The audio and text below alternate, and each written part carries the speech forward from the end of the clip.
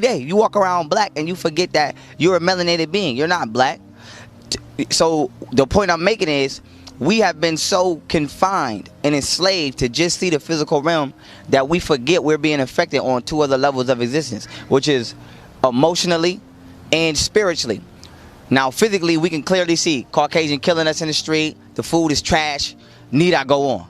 But emotionally and spiritually, we be infected through the white supremacist mentality, which is being projected into the minds of melanated beings. As a melanated being, you have no business with the mental constructs of a Caucasian. Anything white for you is detrimental to your existence because it's opposite of existence. The Caucasian can't even live within the sunlight, but yet you can share the same ideology as someone who can't even exist within the natural environment that you can.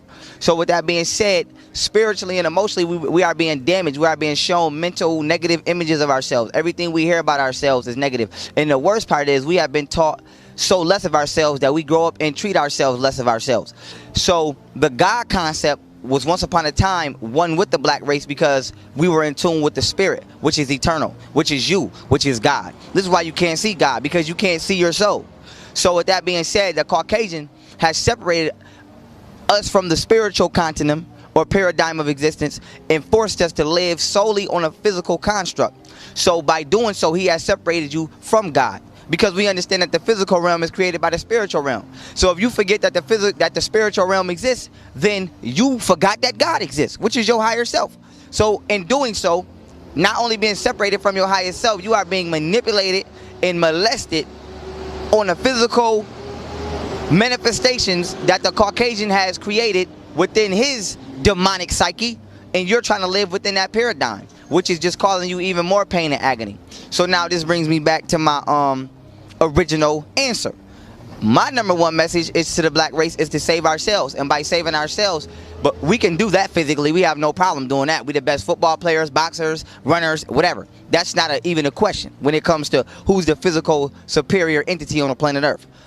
What I'm saying is we must resave ourselves spiritually and mentally, and that is yet to be done. You have so many illusions and roadblocks threw up for black people that it's so hard to actually, your pineal gland and your third eye must be in tune to cipher through the bug crap. Like, for example, the Caucasian had just set out what I like to call landmines for you to step on. So on the other end of this field you got to walk is truth. But to get to that truth, you got to walk through a landmine called Christianity. You got to walk through a landmine called Israelite. You got to walk through a landmine called Muslim. You got to walk through a landmine called this, that, and the third, blood, crip. You have so many different set out identities of you given to you by the oppressor that even trying to get to you, you have to get through the other bullshit that he's trying to give to you. So it's really no escape unless you have the divine frequency to be able to vibrate through the obstacles laid. So when it comes to saving ourselves as a melanated entity, you cannot save yourself physically if you don't know mentally or spiritually how to exclude the Caucasian from your existence. For example, a lot of people don't know, are not even conscious, I should say, when they go and get a cup of water out the sink. They're not conscious that, damn, this has fluoride. I'm getting ready to drink this. And I make my babies noodles and food out of this same water. And I'm poisoning my child and calcifying their pineal gland. You're not even conscious of this. Why? Because the Caucasian has separated you from your spirit and trapped you on a physical realm. So now they say seeing is believing, but with eye, you have a third eye. If you see with the two eyes, then you will always be tricked. You must see with the third eye. So when you see with the third eye, that's not it. I wouldn't even say seeing is believing with that eye. See, that's knowing. Seeing is knowing. So what happened is he has separated us from that eye, that all-seeing eye, which is right here, that pineal gland. And by doing so, he's able to dupe the two physical eyes. He dupes you. And getting back to the point, you go to the grocery store, you buy a GMO. It look like an orange, tastes like an orange, but this ain't no damn orange. But why did you go for that? Because you don't know that it's not a real orange. Why? Because you don't know what a real orange is. Why? Because you can't tell the difference anymore. You used to could tell the difference of a real orange. Now you can't, because you don't even know your real self. Why? Because the Caucasian has hid you from you. And now you go through egotistical constructs such as, once again, Hebrew, Christianity, Muslim, whatever else you want to name, in search of yourself. because that has been perverted with yourself. So you found a small piece of you in a lie, and now you just gonna hold on to the whole lie because it's the only piece of you ever had your whole life. So with that being said, we got to save ourselves, and in order to do that, that must be done mentally and spiritually. And that's my message to the people. When you see the landmine, walk around it. Don't step on it. In one of your videos, I heard you say you was dealing with the whole Yakub thing, and you was saying how Yakub, you went through the whole gravitation process, and you was saying how Yakub knew that this earth had to go through a certain negative polarity. What's the use of all this, Pharaoh, from your research? Why we got to go through all this? All that you said, GMOs and all this other shit. Why your higher self got to go through all that shit for, Pharaoh? Okay. Peace, brother. Just to clear you up, so people don't. I'm not saying Yakub knew that we had to go through this period. What I'm saying is Yakub played his part in the period that we had to go through in his manifestation. And what that means is, for the last 6,000 years, the part of the because what we first must understand is that the sun is not complacent. It doesn't stand still and the 9 planets orbit around it. The sun travels the universe and pulls the 9 planets. So it's a difference between rotation and a vortex. A rotation is something sitting on an axis with an object rotating around it. A vortex is a mass body pulling other mass bodies. So our solar system is not in rotation, it's in a vortex. Now, with that being understood, understanding that we are traveling around the universe, you can understand that what we call prominences. When the body, like for example, animals give off pheromones. Whether they want to tell other animal, have sex with me, defense mechanism, it is a scientific fact that we know that the animal, as well as the human, gives off gases that affect the psychological and biological states of other organisms. When this is done on a humanoid or an animal level, it's called a pheromone. But when it's done on an astrological level, it's called a prominence. So a prominence is when a planet gives off gases or energies that trickle down into the atmosphere and affect the psychological and biological activities of the species on that planet. So now, with that being said, 6,000 years ago, we traveled out of the prominence that was vibrating strong enough for our kundalini to raise and push open the pineal gland. Now, before I go on, I got to give you the science.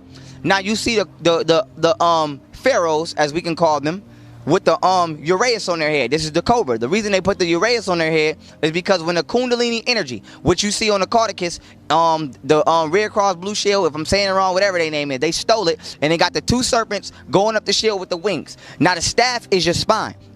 And the 2 serpents is your kundalini energy, your nature and your nurtured, your yin yang, your positive, negative, male, female, whatever you want to call it. Those are your duality energies which actually shoot up your spine in that form. And what happens is they come up the 33rd vertebrae and they push into the pineal gland. The pineal gland actually opens like a door, and it swells like the hood of a cobra while being stimulated. So while your pineal gland is swelling, the pituitary gland, which is right under it, is flickering like this.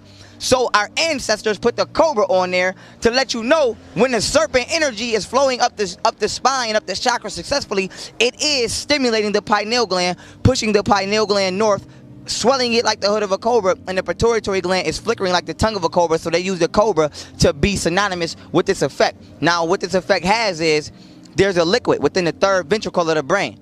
Once the pineal gland is pushed open by the kundalini energy, the liquid within the 3rd ventricle of the brain flows into the 4th ventricle of the brain, stimulates the mind, and activates what we would call psychic kinetic ability. This is where you get clairvoyance, telekinesis, all those things that have to do with that. So now, getting back to my original point, 6,000 years ago, we moved out of a part of the universe that stimulated us that way. So what happens is, for the last 6,000 years, the melanated race, melanated beings, us, have not been able to raise our kundalini energy up because the universe has not been stimulating us to where the bodies are powerful enough to do so. So now what happens is, in the coming of the Aquarian age, which will be 2034, 19 years from now, we about to get hit with that wave. So now kundalini energy is rising. You got people astral projecting, don't know what the hell is going on. You got psychic kids. You got the government abducting psychic kids and putting them in the CIA and making them find criminals. You got all these kinetic abilities. Motherfuckers is thinking they going crazy. But what's happening is you getting your powers back. It's like X-Men. You just waking up.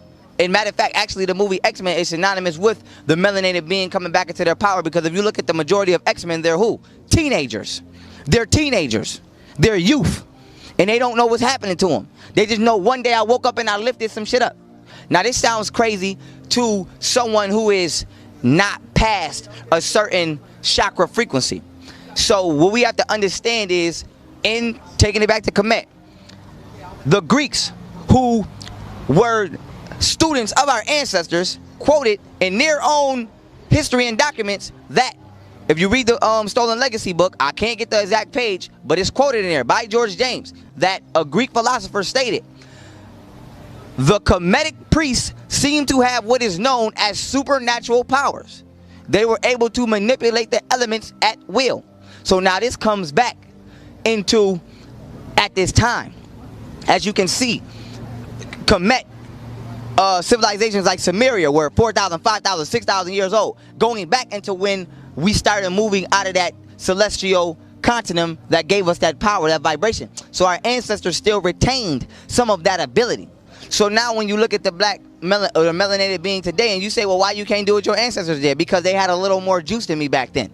But now I'm getting that juice back, and you about to see the ancestor. This is why they say we are our ancestors. We just waiting for the universe. Well, we were waiting for the universe to present us the moment to show you. So the moment is here, and get ready. And the reason a lot of people can't fathom this or tap into their frequency is because you allow the Caucasian to vibrate your body at a low frequency by eating low frequency foods such as meat. Most of y'all is on medication, you're doing drugs, popping Molly. And I'm young, I used to be in the street, so I know what it is. So with that being said, if you want to raise your vibration, you must electrify yourself. And I do mean electrify anything, peace, brother. Anything that's of high intensity or velocity is electrified. The more voltage you add to something, the more powerful it becomes. So when you keep eating low frequency foods, you lower in your voltage. But when you eat an alkaline diet, you make yourself more electrical. You're an electrical current. So now this allows for what stimulation? The most Kundalini stimulation. Your Kundalini can't get no juice if you eating pork chops. It don't get no juice. But if you eating alkaline diets, now that gives your body more power to flow the energy up your spine.